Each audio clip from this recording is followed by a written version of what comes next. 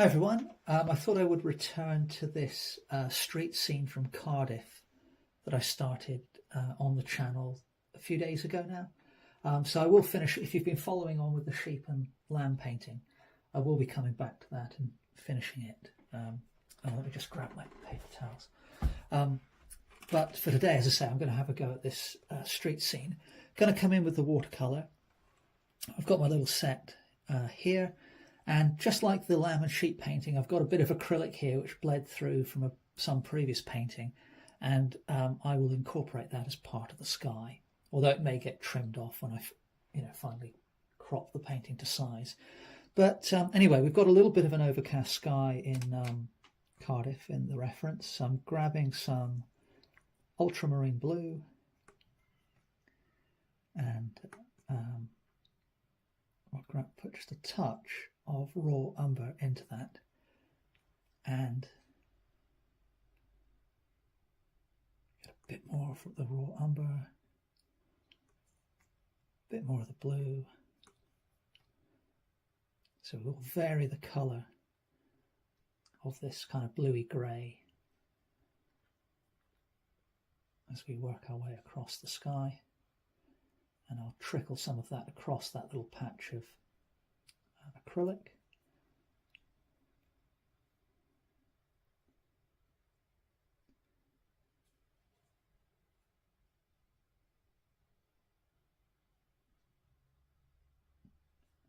And we don't want to think about it too much because I want to create the sort of haphazard random shapes that you get in clouds. So if you think about, or if I think about drawing a cloud too much, often it can look a little too symmetrical. So that's not bad, that's okay. So what we'll do now is we're going to, if you notice, all I've included so far in the drawing are very basic outlines. So I'm going to keep going with that kind of thinking. This distant building, I think for the moment, I will just colour that in. I'll put an initial wash down of a very pale yellow, but I need to keep in mind where the brightest parts of the painting are. So for example, this wall on the left is very bright. The sky is very bright. There's a bit of a building here which is kind of bright, so I'll probably, and a bit here as well. So I'll probably leave those unpainted. We'll see how it goes. And in fact, I think for now I'm actually going to leave that end building as it is. So instead what we'll do is we'll begin by just grabbing some yellow ochre. Oh, I'm using a round synthetic mop today, by the way. So just get some yellow ochre, and this part of the building on the left here is kind of a yellowy stone. Now there are obviously several buildings along this block, but I'm not really considering them as buildings as such at the moment. I'm just looking at patterns of colour within the reference. And that yellow ochre, or that same type of stone, continues across to this building. So if you remember, this is a burnt umber watercolour marker that I did the initial drawing with. And if some of that runs into the marker, that will be okay. I'm going to pop a little bit of that colour over here on the right, not so much because that's in the reference, but just to kind of balance out the composition a little bit in terms of colours. And then the footpath down here, we'll catch that run and just lose that in the brushwork. The pathway down here is of a similar colour. On the curve on the left side is somewhat similar as well.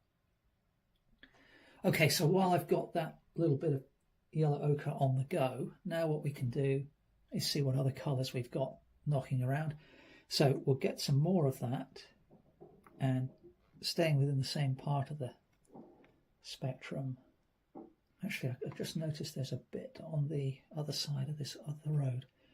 So we've got the light area, and I could probably afford to put a band of that colour in there. So I'm really just looking at the light tones at this stage in the painting, because I can come back in and put mid-tones and darks in on top of this pale watercolour. but I'm just picking up some burnt sienna now. I think that's what that is, the one I've picked up, and mix that into what was left of the yellow ochre. And there's kind of a reddish stone building here, or reddish brick, so you can put that in there.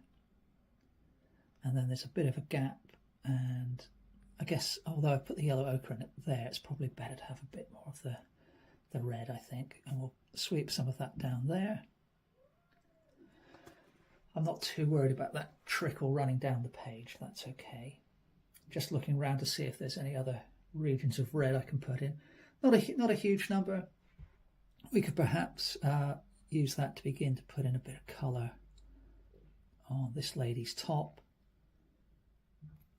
And again, just thinking about balancing out the tones.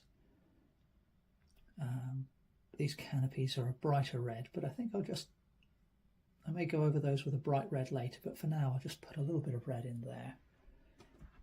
And that's probably enough of that for the moment. So now let's see what else we've got there.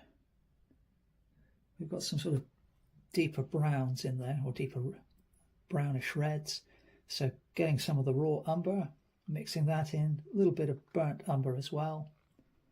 And to the right, sorry, of that band I just put down, we'll put in another band there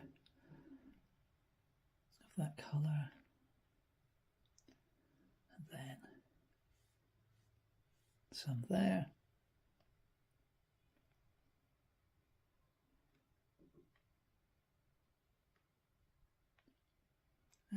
Not quite the right colour, but tonally it's not too far out for where that building roof goes off to the left. And then I think that's probably enough of those warms, or those super warms for the moment. So I'm just going to clean the lid of this little kit here, and just washing my brush out. Just bear with me. So I've got some of this undersea green on here, which I used for the sheep and lamb painting on the stream the other day. So we'll pick up some of that, and we can. Well, that didn't come out very strong, did it? But we'll put some of that in there, and perhaps some in here, because there's a little bit of plant life over there. And then going darker again. And it'll be a nice sort of complement to these reddish tones. We'll just put in a bit of visual confusion over here on the right hand side. And because these colours are pale, when I go over with the darks, not all of that visual confusion, as I'm calling it, will show. So I don't have to worry overly about getting things exactly right at this stage. We're just trying to keep the general structure going. So, but while I've got that green on the go, I'll colour in some of this guy's shirt with that same colour. And again, I think in terms of the green, that's probably all I'll do for now.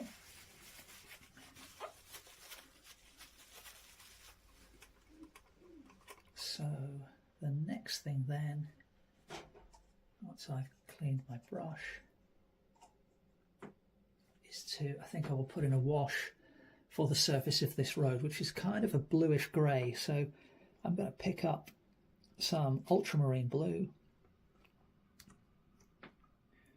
and my brush isn't fully clean, so that's actually coming out a colour not too far from what I'm after. Pick up a bit of that. I can't remember what that is. A bit of neutral tint, maybe a bit of burnt umber. Yes, I don't think that's too far off. So let's put in a layer of light colour there. I can even take that over there as well. And it never hurts to make your brush strokes kind of follow the perspective that you're trying to create, because some of it might show through in the end.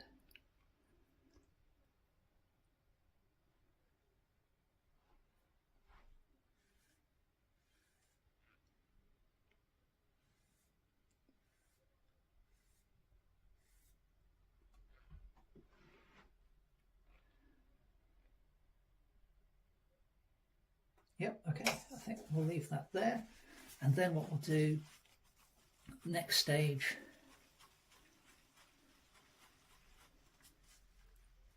is we'll just grab a slightly smaller brush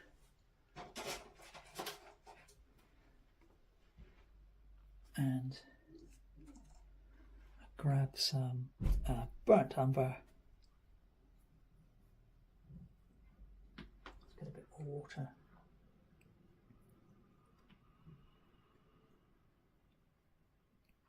Perhaps a little bit of this cad red that I've got there, a bit of the green, a bit of that burnt umber there, some of the ultramarine blue, some of the ocean blue. So we've kept most of the tones fairly warm, apart from the sky and the pathway, of course. But I think I just want to put in a few darker darks without going ridiculously dark, and begin to suggest a little bit more of the architecture. So again, I'm not looking to depict every little detail, but I can start to just draw in some of the features to hint at the fact we've got buildings here.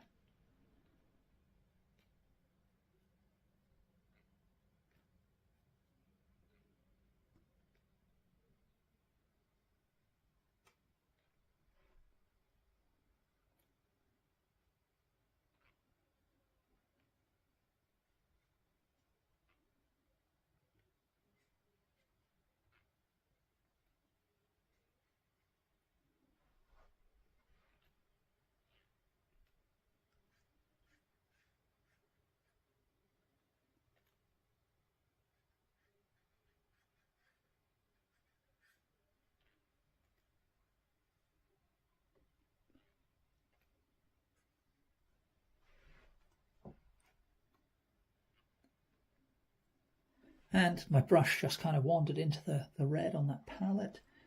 So let's see what we can use that. So there is a red barrier here, but let's add a bit more red to these canopies. I don't know if I'm going to include that barrier. I want to keep this guy kind of hidden so that he's not spotted immediately. But I can put a bit of red in there, down there. And perhaps this lady's got a deeper red top on. And perhaps this bag is of a similar red in colour.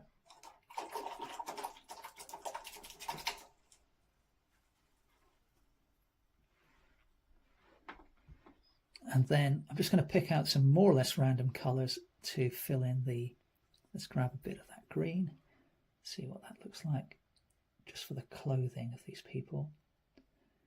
And then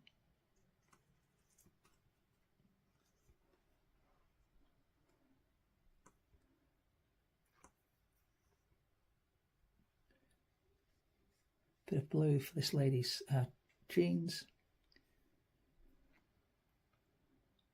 Go with a different green for this lady's trousers.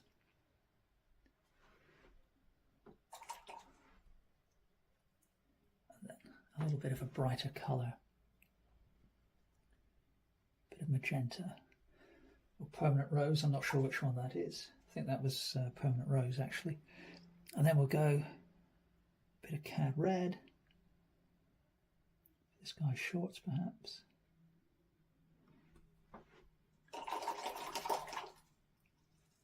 And then perhaps to, stop things being overly garish, I'm just grabbing some neutral tint and mixing that in with that bit of red I've got there. And perhaps this guy has got darker clothing on. This top could be quite dark. Okay, so that's begun to establish a little bit more structure and the colour scheme. So I need to let that dry completely now, and then I can come in and work up other areas in a bit more detail, add some more dramatic darks and things like that to create a sense of form and some cast shadows and so on. and then selectively resolve things to higher levels of detail. And I still need to think about what I want to do with this end building as well.